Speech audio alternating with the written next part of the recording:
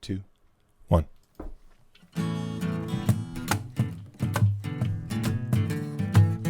Welcome to Potter Familias, coming to you from Fairhope, Alabama.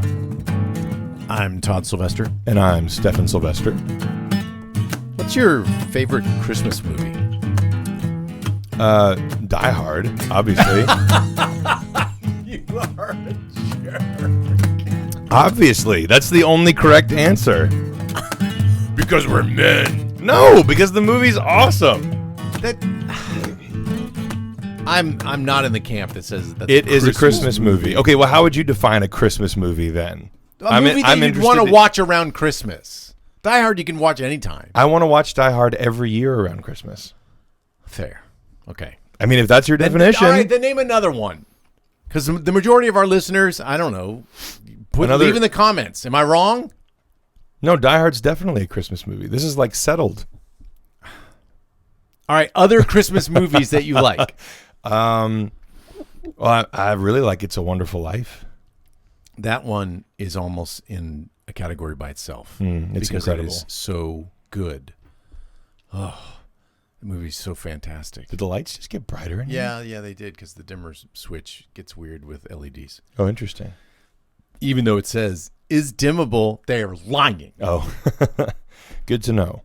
A newer movie, though, it's only about 3 years old, that we just saw was The Man Who Invented Christmas, which is the story around Charles Dickens when he wrote A Christmas Carol. And I don't know how much of it was based on fact, because when he wrote Oliver Twist, he was extremely successful, but then he had a few flops after that. Oh. Financially, it didn't go well. They still were kind of living a lavish lifestyle, and he was in a lot of debt. And when he wrote A Christmas Carol, his publisher didn't want it because they weren't doing so well. Or they said, well, maybe we'll consider it. He's like, fine, I'll do it myself. I'll print it myself, which was very expensive. And he did it. And they came out on December 19th, and by the 24th, every copy had sold.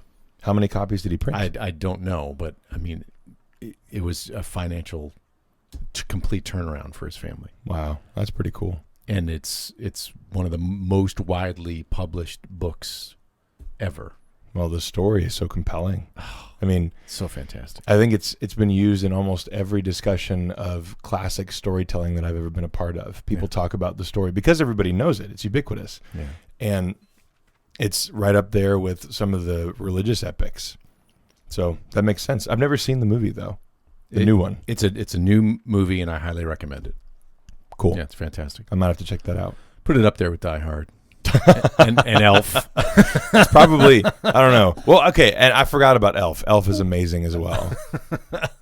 Did you know that most of that movie, or I shouldn't say most of it, but all of the scenes for the most part in New York were filmed without actors? Correct. It was just Jon Favreau and Will Ferrell in the costume, walking around New York. When he went through the Lincoln Tunnel, and he really walked through the Lincoln Tunnel, he supposedly caused nothing serious, but like 3 fender benders. Because people were like, what the? That's awesome. Oh, that's the most New York thing ever. Yeah. Nice. Good stuff. All right, you ready to punch it up? Yeah. Because this is very close to my heart. Very close to my heart, what we're going to be talking about. It's the main thing. Yeah. I've had a lot of guys that have come to me early on and have said, Todd, can you mentor me? Or can I, almost like an apprenticeship or something weird like that.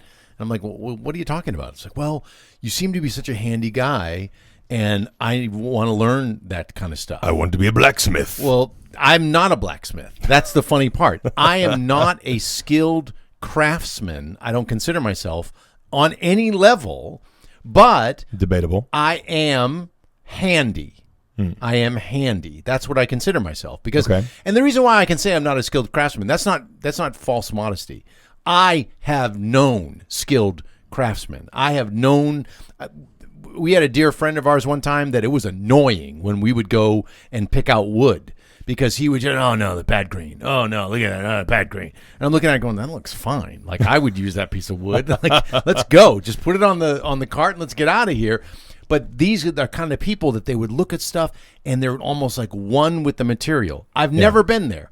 I'm fine at building like the desktop here. If you're looking at this on YouTube, I built this and I can do stuff like that. And I'm great with, especially when things are squared.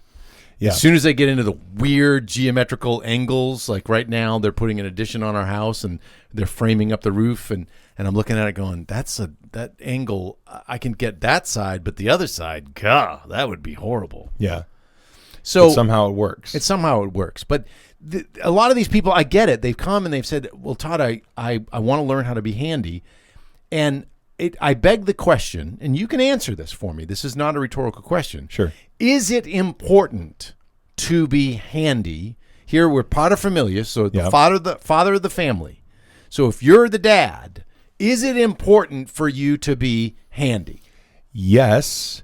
However, I think that you and I define what that word means differently. Okay, define it for me. So for me, like there are a lot of things that my wife will occasionally ask me to do around the house. Such as, hey, will you build this piece of furniture that I bought from Big Lots? Okay, today? Well, right off the bat, I'm going to jump all over you over the word. That would be assemble. Assemble this piece of furniture. That's a big difference. And look, I am not... The reason why you and I define it differently isn't because I think I have some skill. It's because I have no skill. That is not true. I totally disagree with you. Because no, I don't know how to do anything. I can use a drill. Then you can't say you don't know how to do anything. Okay, because all right. I know guys that don't have drills. But realistically... They're homeowners, and they don't have drills. Fair enough. But realistically, okay, and I think it's a problem with comparison as well, because I'm looking at all the things that you can do and that's thinking, not fair. Man, I'm 52 years old. I can do old. like 10% of those things, maybe. I am 52 years old. I should be able to do at least a little bit more than you. Well, that's fair. But I mean, you've been able to do a lot of that stuff since I was a kid. Well, right, but a lot of it, I think, comes down to attitude. And I don't know why I always love to tinker. So, okay, then maybe our definitions are closer than I thought, because what I was going to say is whenever Afton asks me to do something and I don't necessarily have the requisite skills or whatever, right, I tend to just sit there and figure it out if I have time. And I think that, to me, is handy. And so there's a lot of things where we definitely have to call somebody. There are a lot of things that I'm not comfortable doing on my own that I know you are comfortable doing on your own. But I'll bet you when I was 29 years old, I may not have been comfortable doing it on my own. Fair enough. That's fair. You could be right. But for example, tonight I was putting up our Christmas tree. And this is going to be after Christmas probably when this is released, but I was putting up our Christmas tree, and we always get a small tree because our kids are still little.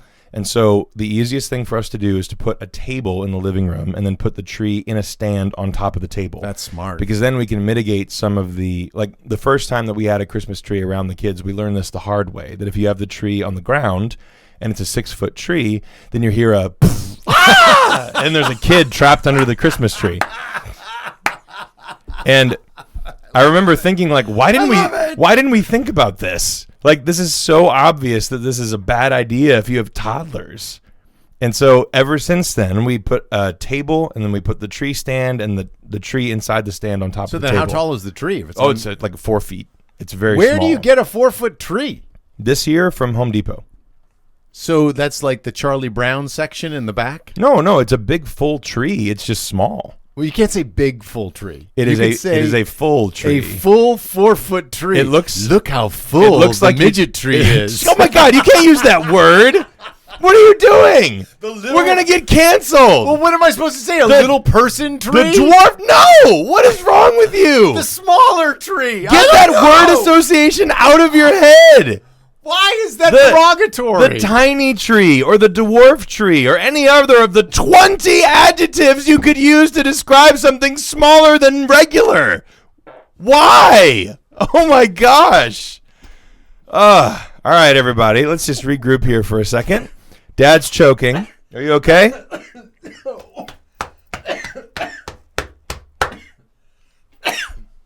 You good? Oh my gosh, that was funny. You have water in your lungs now? Yes, I have pneumonia. Guys, he's got COVID. I have pneumonia. Spontaneously. Okay, go Okay, I'm sincerely sorry. I didn't mean to make you laugh that hard. But we have a, let's say a vertically challenged tree. Okay, that's better. And it looks like you took the corners of the picture of a Christmas tree and just shrunk it. So it's perfectly symmetrical, but that's cool. it's just a smaller tree. Right. So that's why we picked it out, too. Can I ask, how much does this cost? Well, this is kind of cool. So I can tell this to the listeners on the podcast because it's coming out weeks later. But there was a guy. So I have to give you the backstory. So we get to Home Depot and I'm like, okay, it's freezing outside. Let me just run out and get the tree and I'll come right back. Then Eli's like, I have to poop. So I was like, oh, what? All right, just come with me. Like I didn't have time to think about it. So Eli's walking with me and he's kind of doing the dance back and forth. And I'm like, all right, well, we need to get inside quickly. So we walk up to the guy who's selling the Christmas trees and he looks miserable. And I'm like, oh man, he's having a rough go of it because he's out here. He has to wear a mask because that's required when he's interacting with people, even though he's outside, which makes a ton of sense. And he is waiting for people to come up and ask if they can get a tree. And otherwise, he's keeping the lights off and he's sitting in his little cabin thing to block some of the wind. So we came up and he's like, hey, you guys looking for a tree? And I'm like, yeah. What do you have left? And he says, okay, everything on this row is this much. And I was like, ooh, that's kind of expensive. Can I give you this much? And he was like, no, man, I'm not allowed to do that. I was like, come on, can't you just knock like $5 off the price for us? Like, none of these are going to sell. Like, no offense. And he's like, no, I know, but if the price, like if it's got a sticker on it, that's the price I have to sell it to you for. So I'm like, oh, all right. So I'm kind of rushing because I'm like, forget it. We'll just pay for it. It doesn't matter. Like, I just won't get a Christmas gift. It's fine. And so we find this one and I'm like, oh, this is this is perfect. It's 4 feet tall. It's got a good trunk and it looks like a full Christmas tree. How much is this one? And he comes over and he's like, well, and he's looking and he's like, you know what? Just take it. And I'm like, excuse me, what now? No, I would like to pay for this. And he's like, no. It doesn't have a tag on it. And I don't know where the tag is. Come on. So just take it. It's free. That's Merry awesome. Christmas. And I was like, okay, this is amazing. So I was able to get Eli inside into the store. He went to the bathroom. Everything was great. There you go. And so we got a free Christmas tree this year. And it's now sitting on a table in our living room. But the reason why I brought up the tree is because Afton was like, hey, will you put the tree in our tree stand that we have? And our tree stand is designed for a tree that has a trunk the size of, someone's arm. Right. Like it's after a while you start cranking down the screws and it's like, okay, they won't go any further. Right. Okay. And this is a tiny tree. So I took a piece of a cardboard box and I cut it the right size and I rolled it up and tried to match it to where on the tree the screws are going to be making contact. Right. And then in order to get it around the branches, I had to make some cuts in it and like slice all the way down one side, but I got it in there and then screwed everything down and the tree is in there and it's not going anywhere. See, but that's exactly what I'm talking about. That to me is handiness. Okay, then I guess I am handy, but I would never have called myself handy. And to answer the question, because I've had some people that have, like I said before, have asked for my help concerning this in developing those skill set. And I've also had people that have said, it's not a big deal. And if you, let's say, are super wealthy and you can just hire these handyman services that will come to your house. Man, that would be nice. I don't know how nice that would be because I do think that there is a certain level that we should be able to accomplish as men. Well, I agree. If you are physically able, then I believe that there's a certain level of quote unquote handiness that truly is important. I would say it's imperative in a home family situation. Okay, well, hang on a second. So what do you do if you come from a family where you don't have an example to follow for that? Because in my case, no, that's a good question. The reason why I have the mindset where even if I don't necessarily have the skills to be able to do something specific, I feel that, and I honestly don't even know if I've like ever thought about this before, but I do have this feeling of responsibility and duty to where if my wife asks me to do something that's kind of technical or requires me to work with my hands a little bit, even if I don't necessarily know what I'm doing, if I feel like I'm not going to make it worse by trying, then I need to try. Well, but that's what I'm talking about. Yeah, but I got that from you, from watching you. I think part of it just comes from us being men. I really do. Well, I've met guys who would blow a big hole in that theory. But deep down, I think it's really in us. I disagree. Well, all right, you can disagree, but I'm looking at the origins of when we used to live in caves. I mean, there's something about being a man where you're supposed to be able to a certain level, to a certain degree. I'm not saying that every single one of us needs to develop these skill sets to the point of craftsmanship. Mm-hmm. We don't have to be. I do woodworking a little bit, but I'm not going to make a baby grand piano for mom. Yeah. With inlay ebony. It's just not going to happen. That'll never come. But I'll build her a deck, and I'll build her the cool swing thing hexagon that's going to be around the fire pit. That's going to be really cool. I am really excited about that. That's going to be really cool. But it's things like that. Okay, so if you went to answer your question, if you didn't grow up doing this kind of stuff, then I have a couple recommendations. Number one, YouTube videos. Yeah. They're incredibly helpful. I use them all the time. Yeah, I don't know if there's a single thing that I've ever needed visual instructions for that I haven't been able to find on YouTube. And that wasn't the case a few years ago. It is pretty trippy. In fact, I'm amazed at how many of these videos are on there, channels that aren't even monetized. Nope. And I just think deep down, people want to teach people. They really do. And I'm grateful for it because things like, auto repair. Mm-hmm. There's a bunch of things in auto repair, and I don't mind diving in there, but it's a whole lot easier to go, wait a minute. All right, if I've a blend door actuator, I mean, who deals with that kind of stuff? Yeah, dude, you type it into YouTube and there's somebody and showing it you how to came do up. it. It's like, all right, that's how that piece comes off. Thank you, YouTube. So when we did the brake job, I didn't realize that you had gone on YouTube to look up how to do all that stuff. I just thought wow, my dad's a wizard. No. That was also the fourth or fifth time that I've done brakes on a Toyota Sienna. So you are a wizard. Not a wizard, but the point is, and we've discussed this before. Yes. How it's just a mentality of being able to try things out.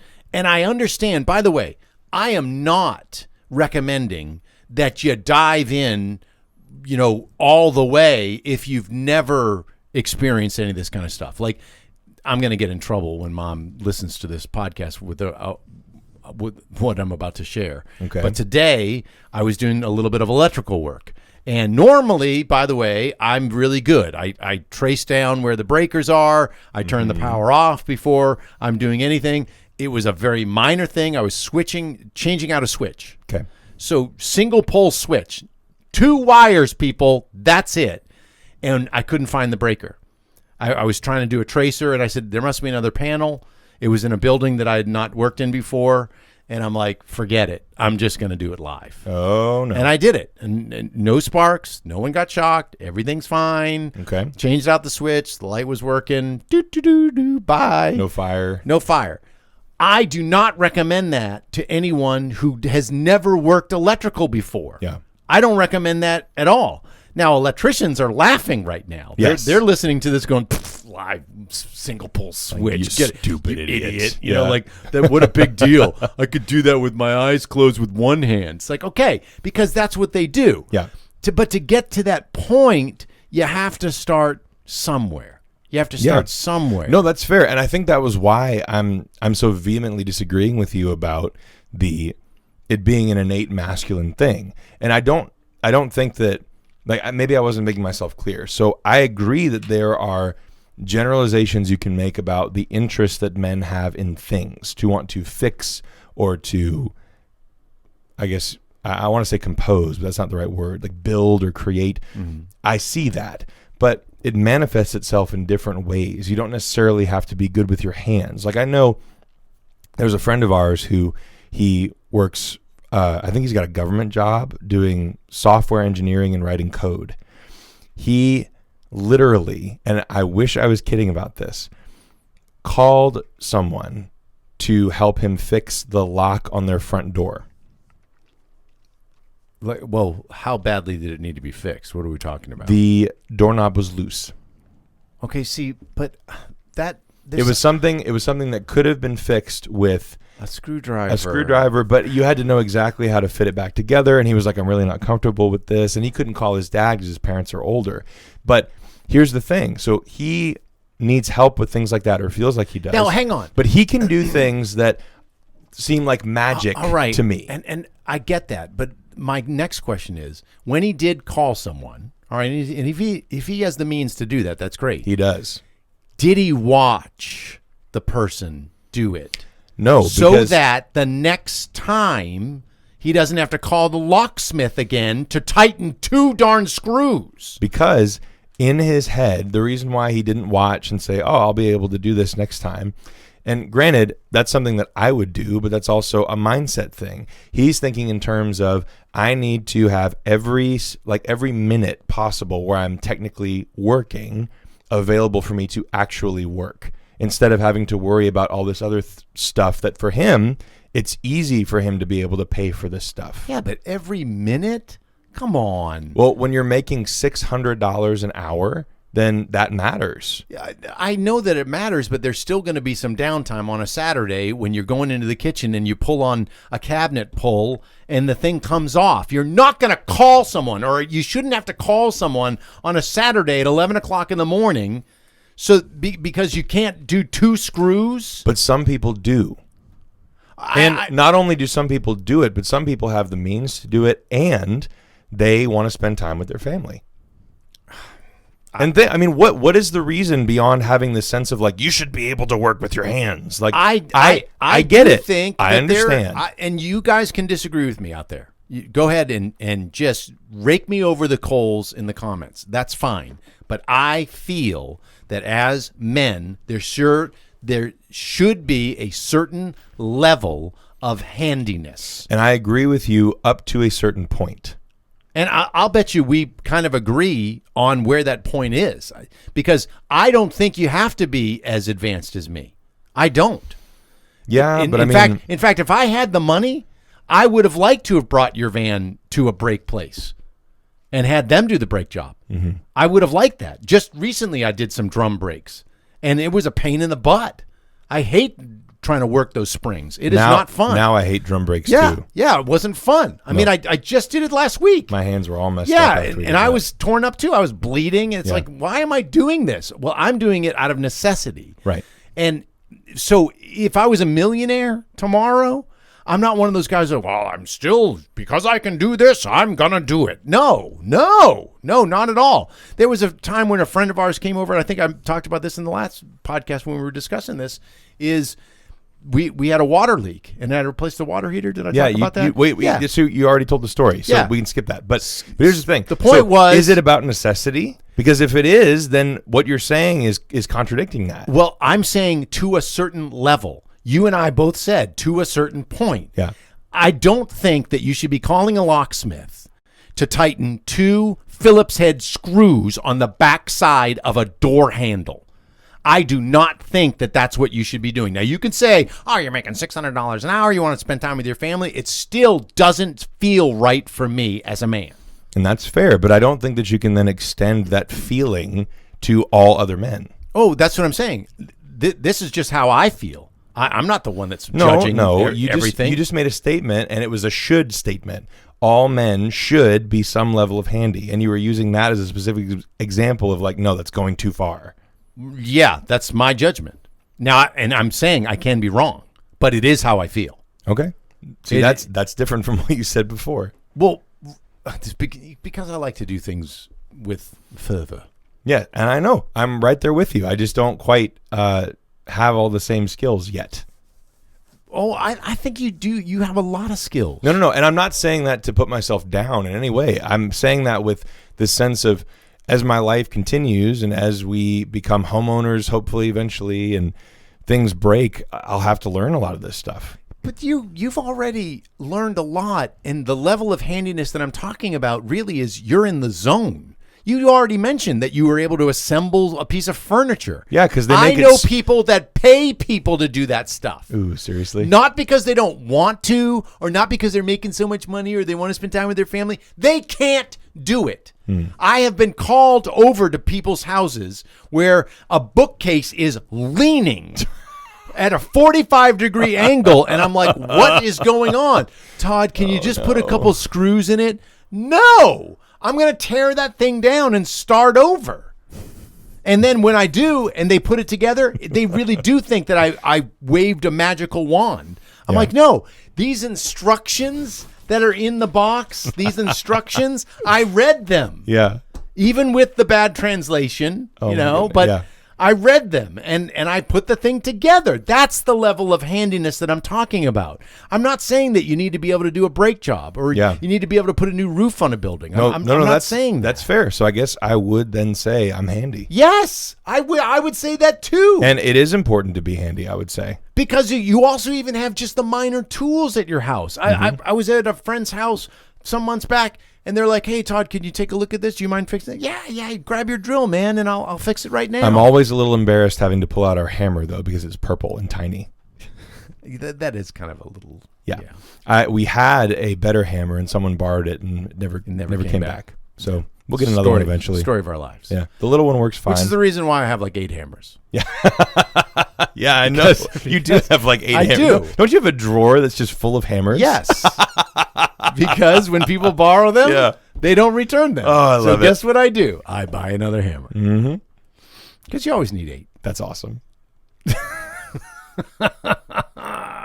That's like this memory just came back to me from when I was a kid of opening the drawer and being like, wow, Dad has so many hammers. He does. He's so good at this. I lent a couple of those hammers, by the way, to your children this past weekend. What'd they do with them? They went around to the piles of wood and were hitting them. Awesome. And Eli came over and said, "Grandpa, come sit by me while I build." I love it. That's and amazing. He was just hitting everything with the hammer. I was like, "You're yes, awesome." that is See? my son. They're getting there. Yeah, They're getting there. cool. Pretty awesome.